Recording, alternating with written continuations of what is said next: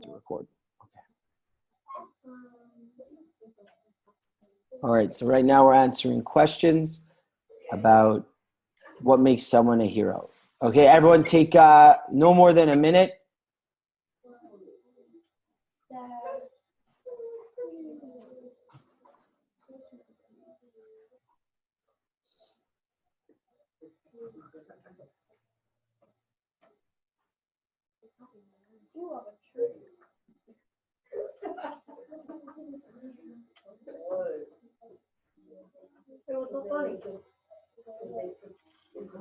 Xander, can you help me? Where the heck am I supposed to go? Bless you. Thank you. Food game. Okay. Mine's safe, but this is still safe.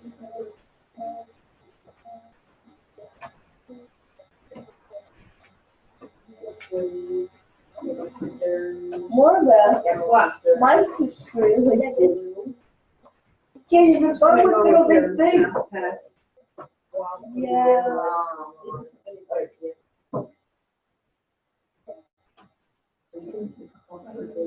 Just, yeah, it's a dog, and basically saying that What does the paper say? Okay, all right, let's see some responses. Yeah. Okay, so Brooke wrote, what makes someone a hero is helping people. You don't need a cape to be your hero. I would say hero today is my parents. My dad is a firefighter. Wow, and he risked his life to save others' lives. Wow, that's pretty amazing, Brooke. Thank you for sharing that. The next one is mine. Yeah. When I tried to write my name, Well, this is also really good. Police officers, right. That's fantastic.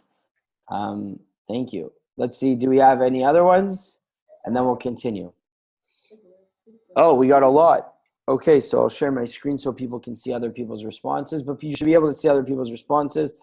Jared wrote, also, police officers, putting people in front of them, helping people, dedication, person in the military, right? Cops, right? So it seems like everyone's sort of saying similar things. This is very important. Okay, what I'd like to do now is if you see on the haiku, there's a famous quote.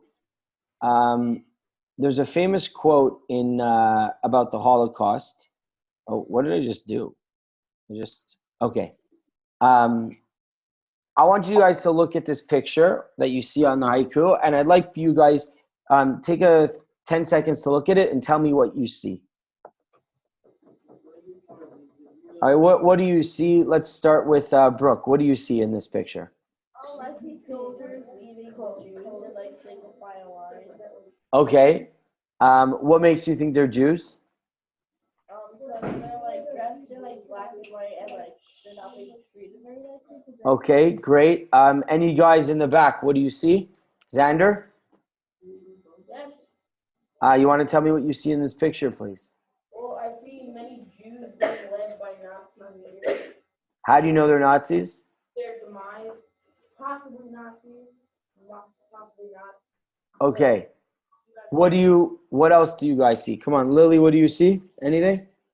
yeah, I see like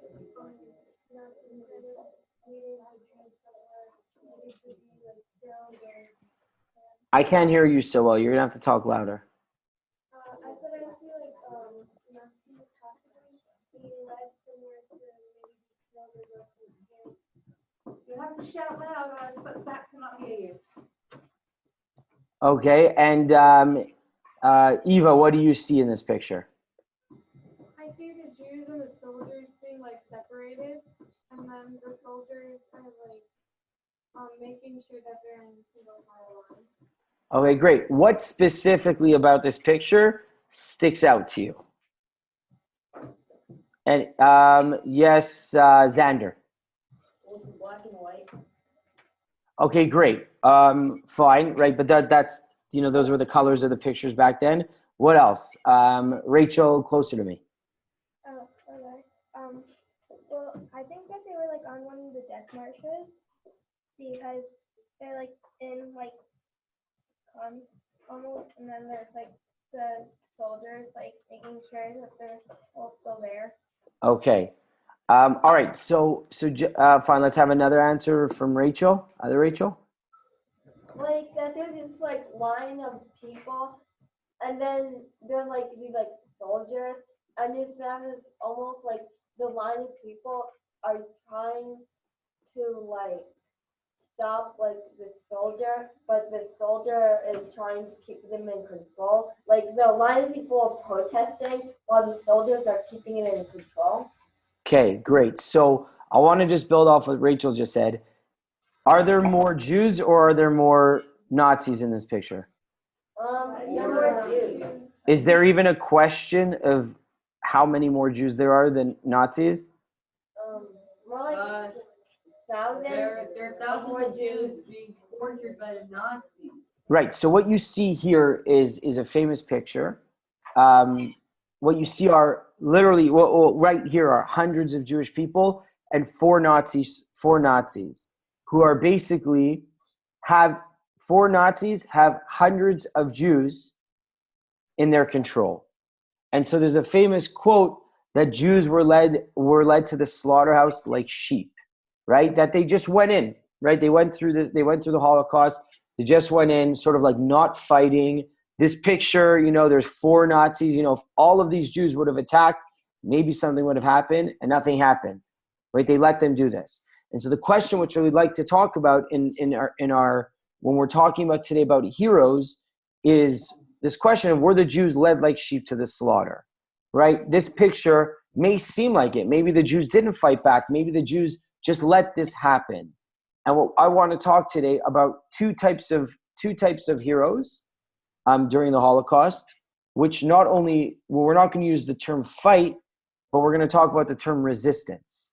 We'll speak about resistance in a second. But what I'd like you to do is, if you see on this next section, you'll see it says resistance. And what it has, there's a lino board, which you guys can just click and go onto it. And what you'll see, and then you guys I'll give you around like 6-7 minutes to work on this. What you have here and these are the instructions, they're right in the middle. On this lino, there are 4 people who were famous for their resistance during the Holocaust. Please read and watch the short clip concerning 2 of these people. So there's 4 on all the corners, and I only want you to choose 2 of the 4. And I want you to answer these 2 questions, and you guys remember how to use the lino board. You grab a sticky and you post it, and then you write your response and your name on the bottom. And I want you to answer these 2 questions. What made this act of resistance so difficult? And how did this act of resistance help others? Okay, so please go to the lino board. Everyone should know how to get there. You click on this link where it says lino board, and that will take you to this page where you have 4. And I'll give you guys, it's right now 10:30. You guys have until 10:36, 10:37. Okay? And I'm here for any questions. So you have information, you have videos, and then we'll ask people to share their responses.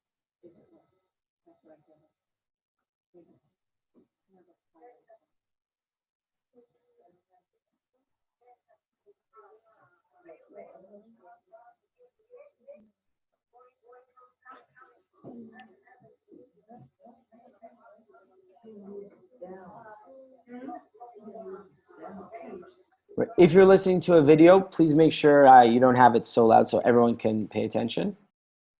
Guys, yeah, you have, since we don't have headphones, everybody has to lower their volume so the person next to them can hear it okay. Now we'll go.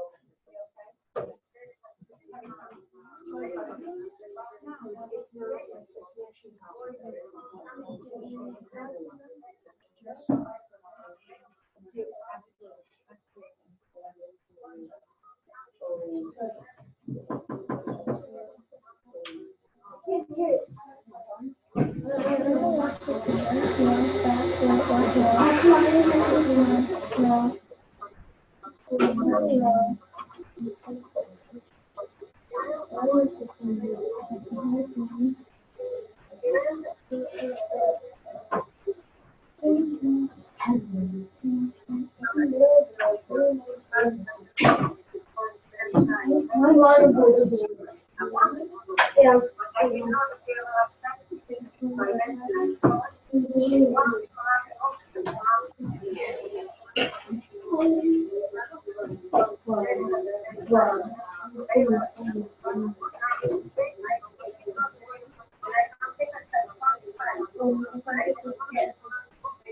Okay.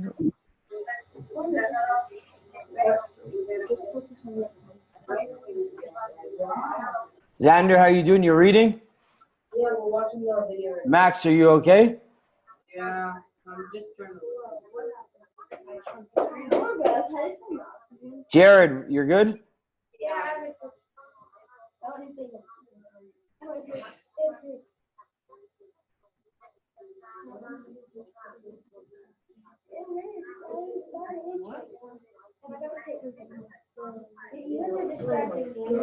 It's so weird. Why isn't it not letting me?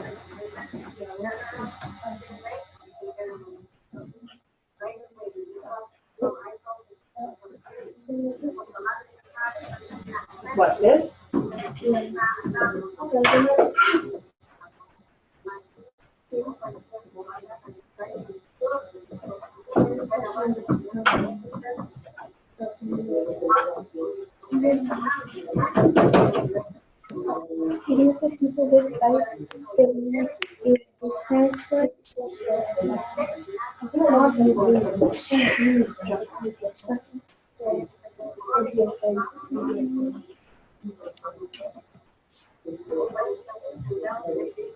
I don't know why it's not showing you.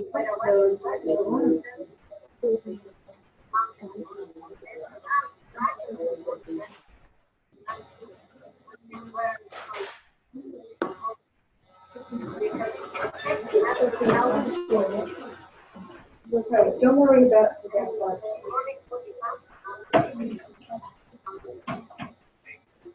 Okay, we should like. I don't know what was going on.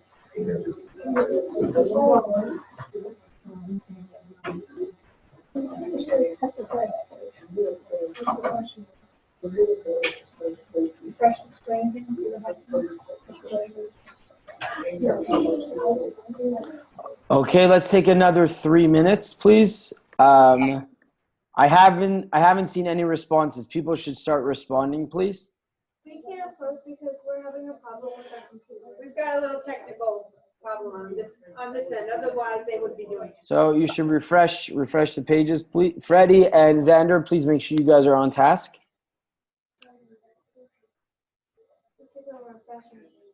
No, this is not.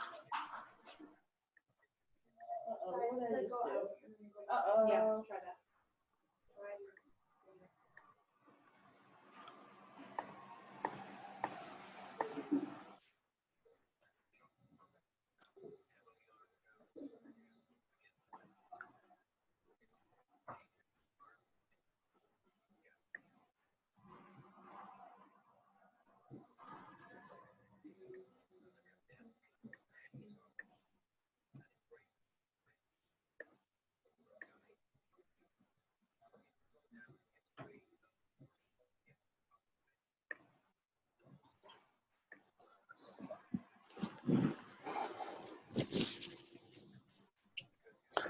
Okay.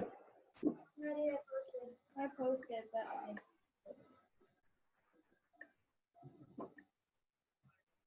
Wait, no, I need to edit it.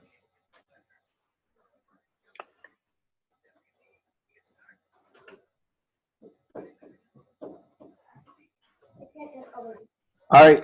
If you guys could please make sure that you answer the questions that were asked.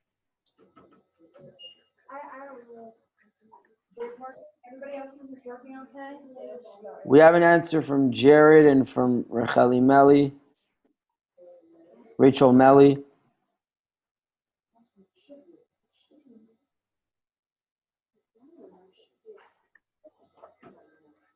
Jared, please make sure you respond to the question. Your answer is not really. It's a nice answer, but it's just not answering any of the questions that were asked. Oh, I thought you were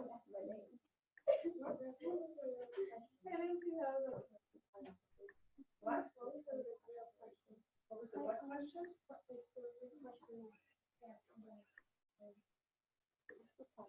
Thank you, Rachel, Melly. It's great. Okay. What made it difficult in terms of this, Oh my god, I can't spell. resistance Okay, I need to use spell checks. It's been a long day. we doing okay? Yeah? So far, we have 3, 4 responses. Not a lot. All right, guys, Like to see more, everyone. don't overthink it, just whatever comes to mind. All right, we got more. Guys, please make sure you don't forget to write your names. Make sure you write your names. All right. Okay, we're gonna continue because we're so just you guys can keep on writing. Well, you guys seen? Raise your hand if you read about Brenda Sanders. Great. Raise your hand if you read about Hannah Senesh. Anyone read about Hannah Senesh? Anybody read about Mordechai Analevitz? Okay. Anyone read about the Bielski brothers? Was that the fourth one? Yes. Who read about the Bielski brothers? Anyone? Okay. So I like to see more what you guys seen here. And we got responses from some people, not from everyone. I would have liked to seen a little more. But what I just showed you here are 4 people and 4 groups of people that fought physically back against the Nazis. So whether it was Brenda Sanders who joined the partisans, can anyone explain what the partisans were? Hello? I had a hard time understanding what you're saying. Yeah. Because you were skipping. Okay, so if everyone can just focus, basically, the picture I showed you, and I'll share my screen. Okay, the picture I showed you here, this picture, shows you, it's a little bit of a sad picture because you're thinking, there's so many Jews. There's only 4 Nazis. Why don't they just go and attack? Okay, maybe some of them will die because they have guns, but just attack. It's not even a question who would win. And you look at this picture and you're thinking, oh my God, how many lives could have been saved if people just fought back? And maybe you think, maybe Jews were just led like sheep to the slaughterhouse. Maybe they just didn't fight. Maybe they didn't do anything. And this class is to show you 2 things. It's not the case. It wasn't the case that the Jews were led like sheep to the slaughterhouse. What I just showed you are 4 of many, many, many examples of Jews who resisted. Resistance means fighting back against what is accepted, right? Sometimes people resist their teachers, right? What are you supposed to do in class? You're supposed to be quiet and listen and pay attention. And sometimes you resist that. You say no, and you get up and you talk and you play on your phone. That's like sort of like an everyday, not such a big deal type of resistance. They risked their lives. Hannah Senesh was living in Israel. Okay, living in Israel. She paratrooped. She jumped out of a plane with a parachute to go save Jews in Europe. And she got captured and she was killed. Mordechai Analevitz was living in a ghetto, an enclosed area where only Jews live. And he fought against, and he led a revolt against the Germans, which lasted a long time in a Warsaw ghetto, the largest ghetto. And he ultimately was killed and he lost, but he fought back, right? And Brenda Sanders joined the partisans. The partisans were groups of Jews who during the Holocaust hid in the forests, and they would steal weapons and bullets, and they would fight against Nazis who were traveling by. And these were people who fought back and saved lives and saved people and risked their own lives, because if they were caught anything. Have any of you seen the video Defiance? Yeah? Oh, Ben, you've seen it. So the guy who is currently playing James Bond, I forget his name, Daniel Craig, he was in a movie called Defiance, which was a movie about 3 brothers, the Bielski brothers, who I put there, who led an entire community in a forest to fight against the Nazis. And these examples, which you've seen, which I've shown you on this lino board, are people who fought back, are people who didn't go like sheep to the slaughterhouse. And it's very important. Now, what I want to show you guys now is a video of what made people do this. Like, who would risk their lives? Who would risk their lives to fight when they knew it was basically they were going to die? Like, who would do that? Hopefully this will come. And this is a video about the motivation that people had during the Holocaust to fight back. Tell me if you hear, please, when the video starts. It's the same. Can you guys hear that? Yeah. So these people were people who fought back during the Holocaust. To Jews as it is to Americans to study the Revolutionary War and its heroes, right? People put their chest in front of English muskets to build a country.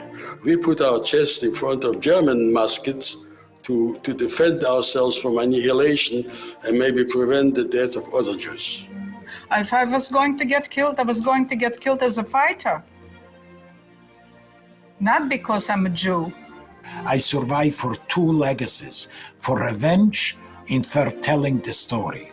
Revenge from my father and telling the story from my mother. So if I had the chance and if I looked for resistance, this was the most important thing for me.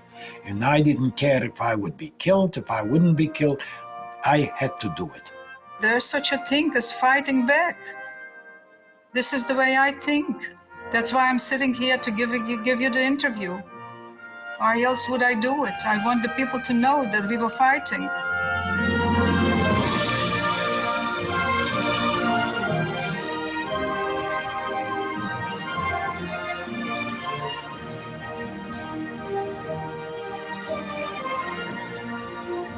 This is the hymn of Jewish partisans. Sog nicht keinmal, als du gehst dem letzten Weg, himmlen eine verstellen bleitig. Kommen wird noch unser ausgebänkte Show, es wird abbeugten unser Brot mehr seinen do. Kommen wird noch unser ausgebänkte Schuh, es wird abbeugt und unser Trott mehr seinen do. Sprotzen wird dort unser Gwore, unser Mut, gesingen mit Naganes in the. So what you see here, motivation that people had to fight back. And we're going to get back to this part because what I just showed you are people who physically fought back. Now the question is, what about those that didn't fight back? Did they resist? If you guys can, if you see on your haiku, if you guys go to here, you'll see spiritual resistance. If you guys can click there, and please go to that. I appreciate that. Is everyone there? Everybody there? Okay.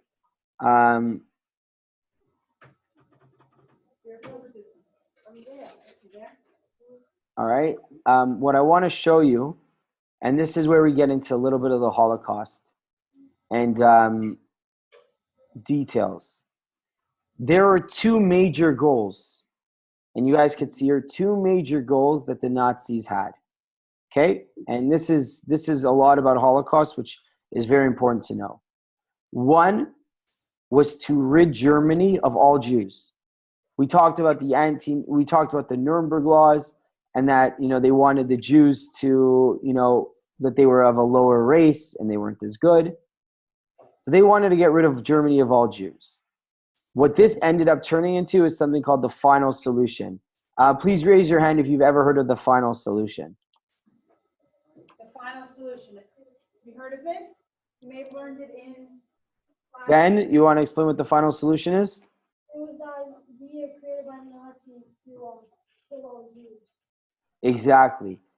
We don't know when it happened, but it ultimately what happened was the Nazis, not only did they want to get rid of Germany of all the Jews, but at a certain point, it turned into they wanted to kill all of the Jewish people. They're a little different. When you want to get rid of Germany, all of the Jews, what can the Jews do? They can fight back. What could they do to save their lives also? Yes, Lily? Right, they could leave the country. Once the final solution was established, and we're not going to go through all the details, but there's a whole history there about whether it was always that they wanted to do that, whether it was something new. The final solution called for murdering all of the Jewish people. And that was one goal. And that's why we have concentration camps. That's why we have death camps. That's why you had Auschwitz, which is this book. That's why so many Jews were murdered, because that was one of the goals. And that was the final solution. The solution, what was the problem? The problem with the Jewish people. They didn't want them to marry them. They didn't want them to live with them. They didn't want them to be around. So how do you get that? You get rid of them. How do you get rid of them finally? You murder them. You kill them off. So that's one. Number two, and very important, what do you guys see in this picture? A monkey that has a very ugly face. Okay. Is this a monkey? What else would you say call this?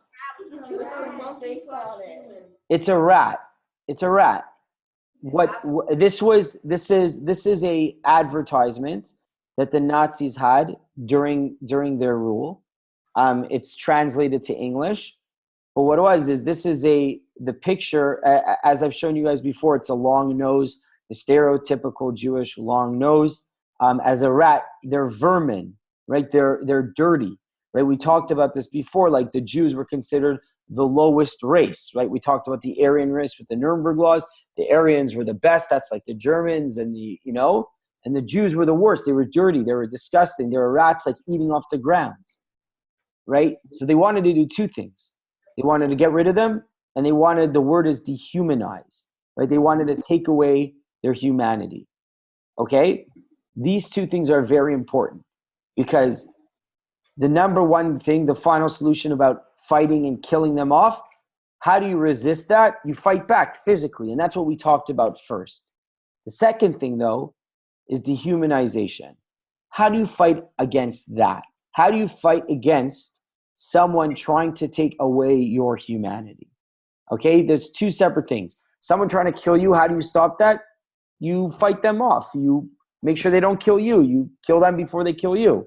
And that's what we discussed before. Those are the partisans. That was Mordechai Anna Levitz. That was the Bielski brothers, Brenda Sanders, Chana Senesh. Dehumanization is much different. How do you fight against that? And that's what we're going to talk about right now.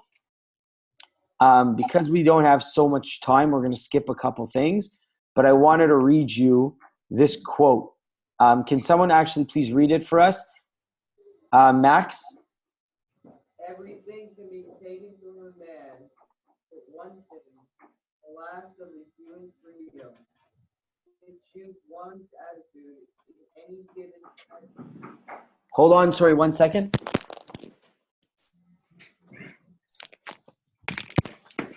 Sorry, just had to get the door.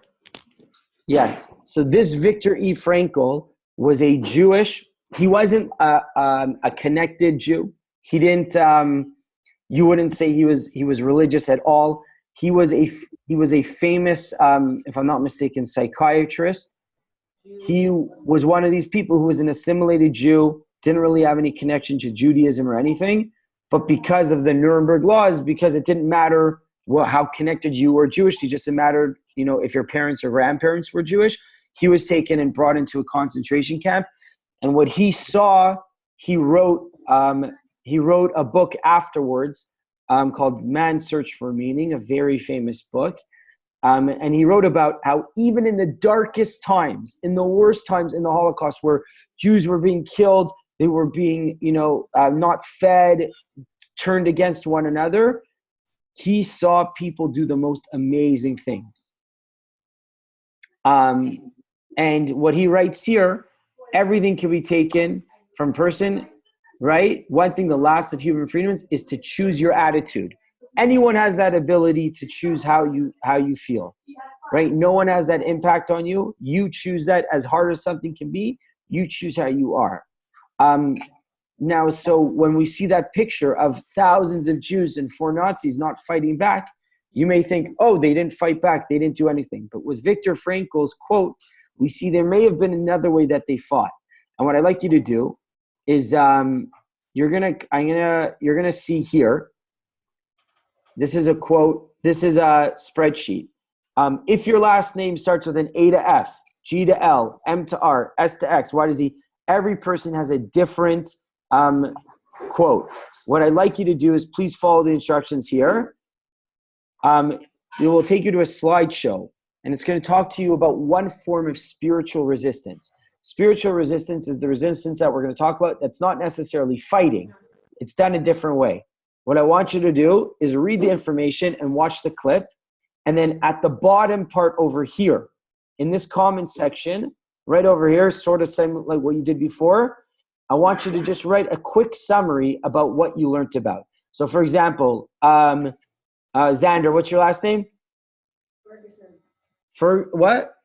Ferguson. With an F? Yes. So you would go here, because that's your last name, and you would click here, and hopefully we'll get to all of them. You're going to talk resistance. So Art, what does that mean? So people, here are the instructions. Sorry about this. I'm just going to you know what? You don't have to remember. This page isn't fine. Here are like information and a quick video. The only way you can watch the video is if you put it in present mode, and then you can double click it and watch it. And then what I'd like you to do is come back to the haiku, please. I'd like you to come back to the haiku and then write a comment section on the bottom summarizing what you learned about. So everybody should it's not working together, it's everyone on their own, but some people may be sharing different spreadsheets. Okay, so that will take you to the spreadsheet. So please go to that, and would love to see everyone post something. Let's take the next 5 minutes to do that. This will take us till the end of the class, please. Okay, everybody go according to your last name. Last name.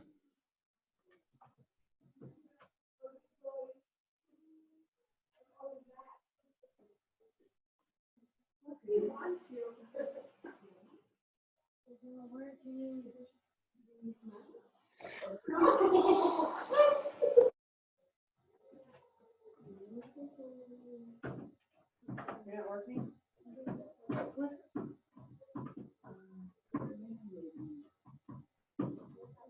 Everyone needs to just read the information, watch the video, and then write a quick summary about what you read on the comment section below. I'll share my screen again.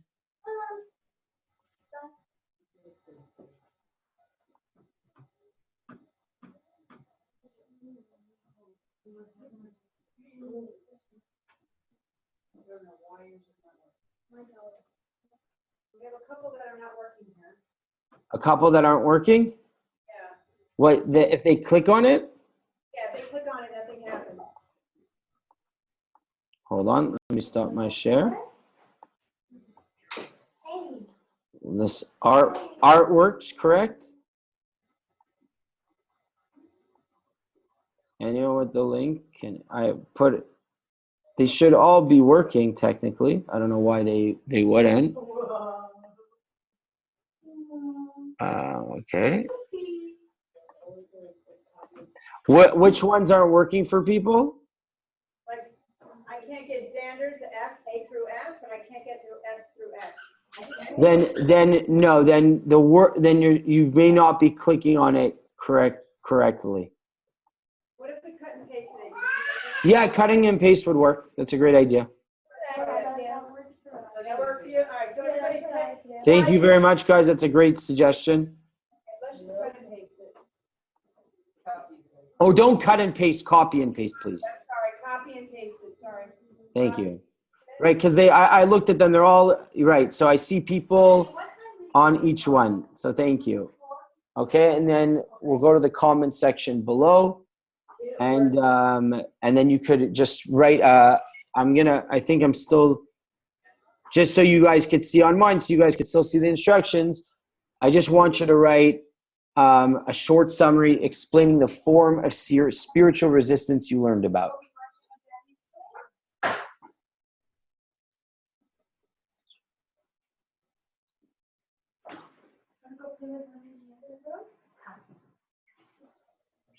Can you bring him to me for a sec?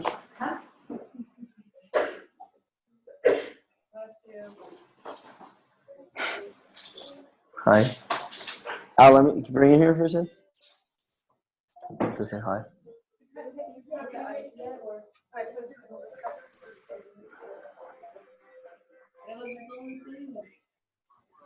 Kobe, look. Distraction. Kobe, look. Well, he's looking at my wife, so he. Oh, now he's looking. Say hi, Kobe. Okay. He just wishes everyone a happy Hanukkah. Okay.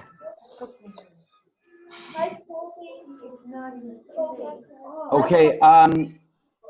All right. Before we finish up here, Beth, if you don't mind, guys, if everyone could please pay attention for a second. Guys, look up to the screen for a second. What I try to show this class, that although we know and we definitely all know the tragedies of the Holocaust and how so many people were murdered, with that there were so many people who fought back. And what I tried to show here is people fought back physically with their hands, but there were also people who fought back in their own minds, whether they drew a picture, whether they celebrated a holiday, whether they learned something and kept information, whether it was through their own stories. You know, I some people who got humanity. I shared a story about my grandmother who is still alive. She's 94. She was a survivor of Auschwitz, and one of the people in her that she stayed with in the bunk. My grandmother was a young girl. A lady was working in a kitchen, and she used to sneak my grandmother, and she didn't know my grandmother. She just knew that this was a young Jewish girl, and she used to sneak my grandmother extra potato skins every day for no reason, except the fact that this was her potential own way of fighting back. That even in the darkest of times where, you know, you're starving and you're dying out of malnutrition, she would steal, which would have gotten her killed, this lady, and gave it to my grandmother, who was a young girl who needed the extra nourishment. So things like this, even though we may see a picture of 4 Nazis and hundreds of Jews staying there, and we think, why don't they fight back? We don't even know why they didn't fight back. And I could go into the dehumanization and why that probably made it so that the Jews didn't fight back. But that everybody should know that quote from Viktor Frankl is so important, back then, because each one could have fought. Every day that they survived was their own fighting. Every day that they pushed through, every day that they helped another individual, every day that they drew something, that they did, had a prayer, that they did something, that was fighting back, even though it wasn't physical. And I think that's a very important lesson to us, myself and you all included, that, you know, a lot of times we go through difficult things, things that are hard, and sometimes things are out of control. But like Viktor Frankl said, we always have the choice to make that decision about how we're going to let something affect us, because ultimately it's ourselves. And I think that's a very important lesson. And if we finish, this is our last class on the Holocaust, I'm pretty sure it is, and we finish it on Hanukkah, which is the story of the fight of the weak over the strong, the Maccabees, which were a small nation, over the Greeks, which were huge. And this is a very important lesson that we can learn from this Hanukkah. And I wish everyone a happy holiday, a Chanukah Sameach, and I'll see you guys soon. Please finish off the work. I'd love to see everybody's comments below. Thank you very much, Beth. Chanukah Sameach. Bye, everyone.